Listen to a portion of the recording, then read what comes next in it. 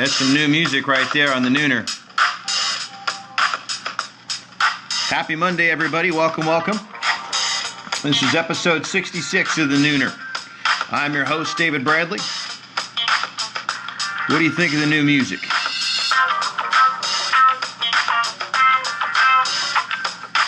I may go back to the old. I don't know.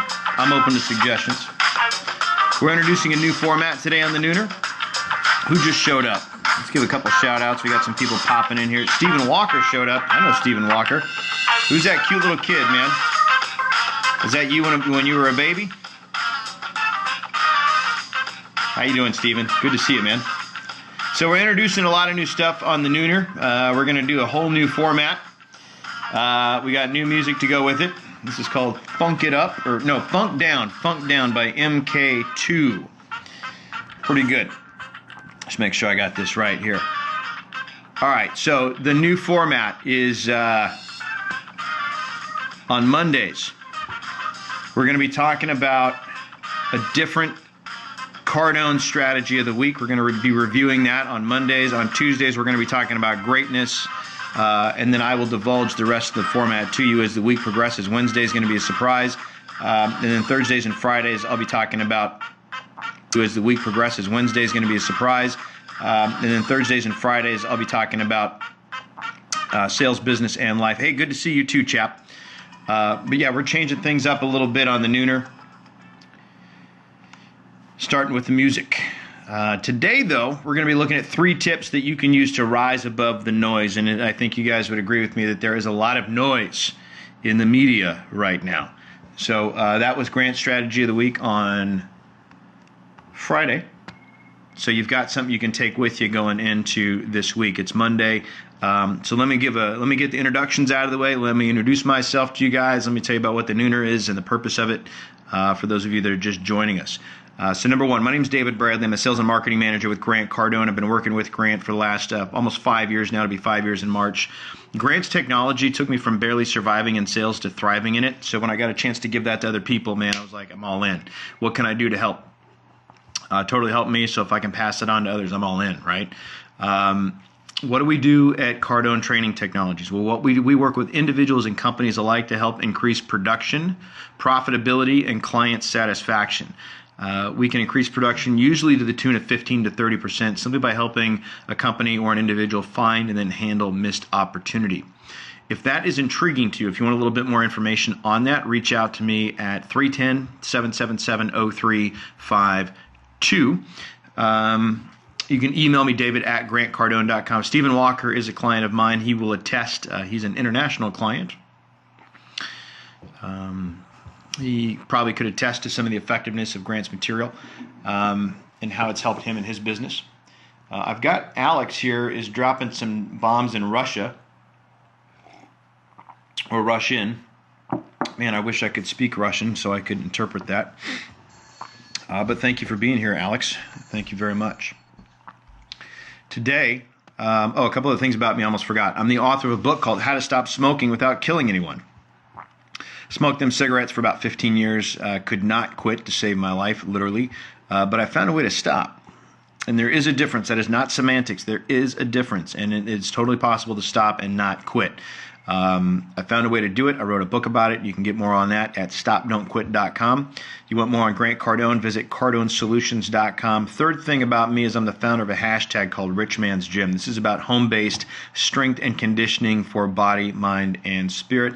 I do not believe you have to go to a traditional cookie-cutter gym to get in the best shape of your life. You can do that from home. You can do it in the garage. You can do it at the local park. Totally doable. So I'm actually working on a book about that for other people. But today...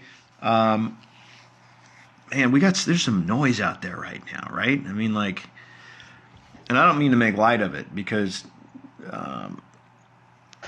Stephen Walker says Cardone University is the game changer, the in quotations, totally game changer. And so what do we got right now? Friday marked a week since the attacks in Paris.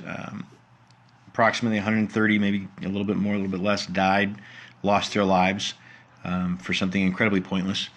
And the thing that Grant talked about on Friday was that this has completely taken over the airwaves.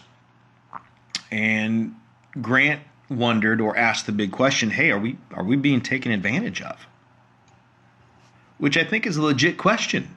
You know, I mean, if you look at how hard this is getting pumped into the media right now, yeah, it's important, don't get me wrong, but here's the question, though. Are we being taken advantage of by the media? That's the question. Just discussing it and just thinking about it should be enough to wake you up a little bit. How much of it is legit versus how much of it is distraction? Julia, if I'm pronouncing that right, welcome. Thank you for being a part of the Nooner. So Grant goes on to ask this question, or makes a statement, that cable news has literally gone from just reporting the facts to actually promoting ISIS or ISIL or whatever you want to call them. Is cable news now part of terror? Are they promoting it? So here's what he says. He says, cable news network is no longer covering the story. They're promoting the enemy and spreading ISIL's core product, which is terror, and they're doing it for free.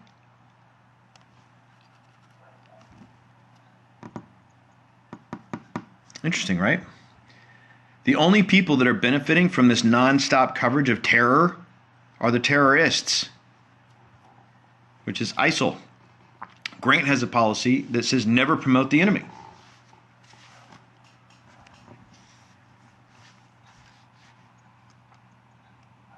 So the thing that's interesting about this, though, is that the challenge that comes down here is that how are you participating?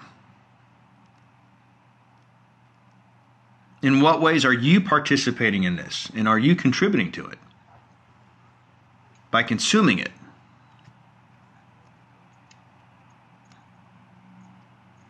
By consuming it, you're helping to promote the enemy and you're helping to promote terror. Just a thought. So it's not like we shouldn't stop paying attention to the news. It's not like we shouldn't stop watching it or being aware of it, because it's obviously, an important thing. But if you really want to put a dent in these guys and put a ding on them and stop them, then the strategy then is, how can how do we, I'm going to move this, hold on. We need to make a commitment to live without fear. We need to make a commitment to not be obsessed with these maniacs, because that's really what they want. Does that make sense? So they thrive on this kind of attention, and we're giving it to them. And the media is giving it to them, and they're doing it for free. They're basically part of their PR campaign. The more attention they can get, the more scared we are. I say screw that, okay? I'm not going to live in fear. I've got goals, I've got dreams, I got things to do, I got places to go, I've got a life to create for myself, and I'm not going to live in fear or terror. Recently, I was in the airport and going through all the rituals, and I realized that no matter how much security is in play, no matter what, we're not truly safe. And it's ironic because I even with terrorists out there, you're in more danger getting in a car and driving to the airport than you are on a plane or at the airport. Does that make sense? How many car accidents happen a day? How many road deaths happen every single day? Annually, in comparison to terrorist-related deaths. Way higher. So Grant goes on to say in his strategy of the week, he says, he overheard somebody say something like this. It says, you know how to make sense of insanity. You don't, and you can't. So don't try. Okay? And if you look at the definition of insanity, let's just look that up, shall we? Insanity, the state of being seriously mentally ill, madness, extreme foolishness or irrationality. So you can't make sense of it, so don't try. Okay? And the media, unfortunately, is out there trying to make sense of something that's completely nuts.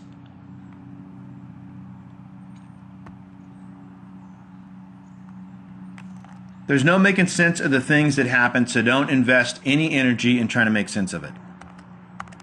Does that make sense to you? It makes perfect sense to me. That's why I'm not doing it, okay? So what's happening when you try and make sense of it? When you participate in the media at this level, is that you're actually being distracted, which is what they want. You're becoming part of the problem, not the solution. You're joining in the ranks of the hysterical, okay? And most importantly, you're getting your focus pulled. Your focus on your goals and your dreams is now gone. The media is in charge of that now. They're in charge of your attitude. So the question is, how do you rise above this? That's the challenge, is to rise above the noise, which is what Grant Cardone TV is all about, is getting above the noise. If you're not subscribed to that site, you probably should get on it. Okay, so that's about us disseminating positive information that actually contributes to the well-being and development of society and not the destruction thereof. Okay, so Grant's got 3 tips for you. This came out on Friday. You can go to Grant's blog and get them direct from the horse's mouth. But here we go. Tip number 1, to rise above the noise. Are you ready? Limit all distractions that you don't directly benefit from.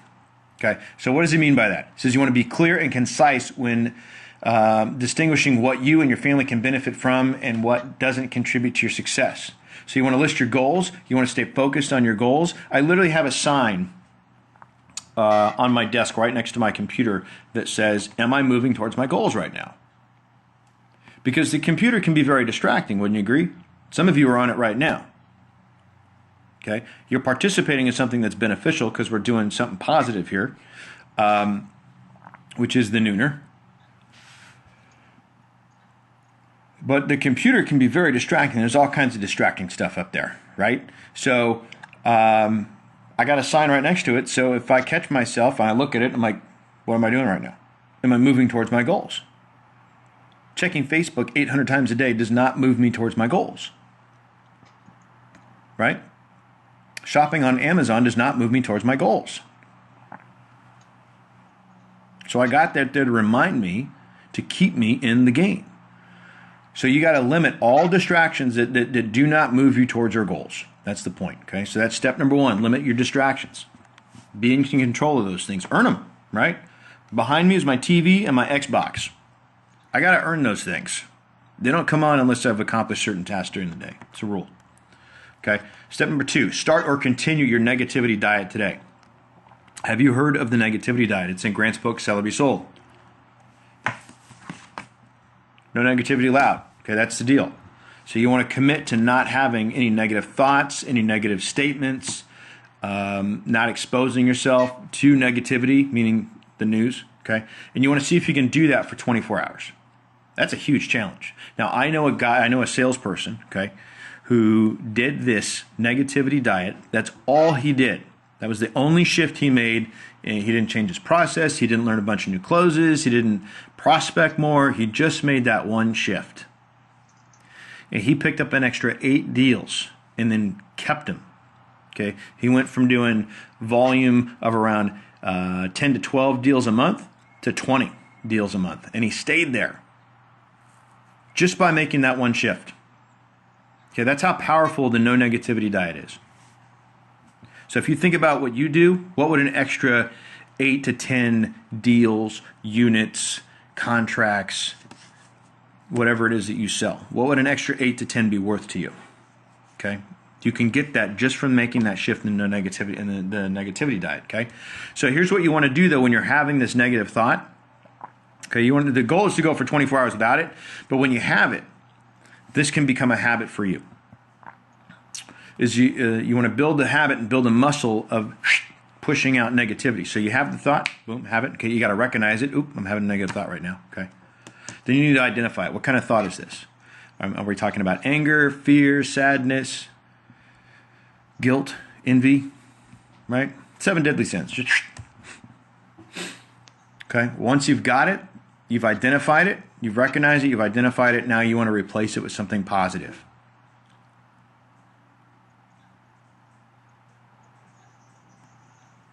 Like someone says, I'm stuck. We've all been there, right? We've all felt stuck. Instead of saying I'm stuck, You go, oh, that's a negative thought. Identify it. Stuck. Negative. Replace it. I'm about to have a breakthrough. Isn't that better? I'm stuck. I'm trapped. I can't get out. I'm about to have a breakthrough. Just replace it with something positive. I hate that guy. Negative thought. What is it? Anger. I love all humans. I love all people. Okay? And the next thing, though, is you got to condition that. Okay? So if that means you come up with a mantra or some kind of word track that you can repeat over and over and over and over and over and over and over again. You got to change your thoughts to change your mind. Everything starts with your thoughts, right? Okay? So remove the distractions. Commit to no negativity. Keep it in front of you all the time, right? We got wristbands for that. We got signs for that. I got stickers. What do you want? So then you got to remain that way. And that's what I meant when I said condition it, okay? But to do that, that means you got to be reading positive stuff. Grant talks about, hey, read a book every week. What would happen if you read a book a week? Now, I'm a slow reader, so I don't know if I'm going to bang out a book a week, but I try and target that, okay? For me, it's more like a book every 10 days, every 2 weeks. That's real for me. But the average American maybe reads one book a year. I got 3 going all at the same time. I got 2 either business or self-help or development books, and then I usually got something fictional that I like to read, but motivational fiction. Right before I go to bed, okay? So, again, there's no making sense of things that don't make sense. Don't even try, okay? Put your energy and your attention on the things that can help you advance, and do not allow the media to control you. Now, when I say do not allow the media to control you, that means you are taking full responsibility for it.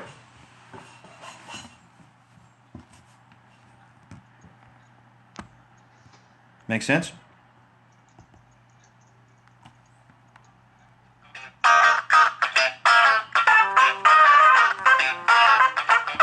Okay, if I do that, I'm going to be like Elaine in Seinfeld.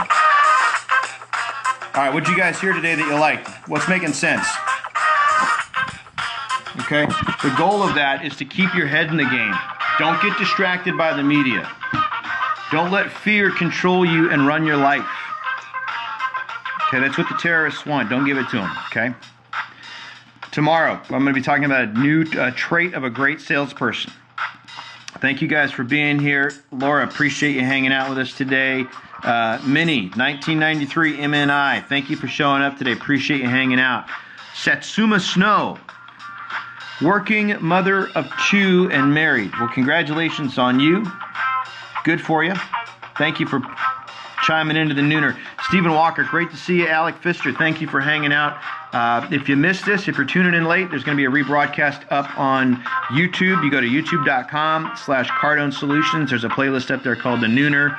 Tomorrow we'll be talking about a top trait of a great salesperson. Thank you guys for being a part of this. We'll see you tomorrow. I'm your host, David Bradley.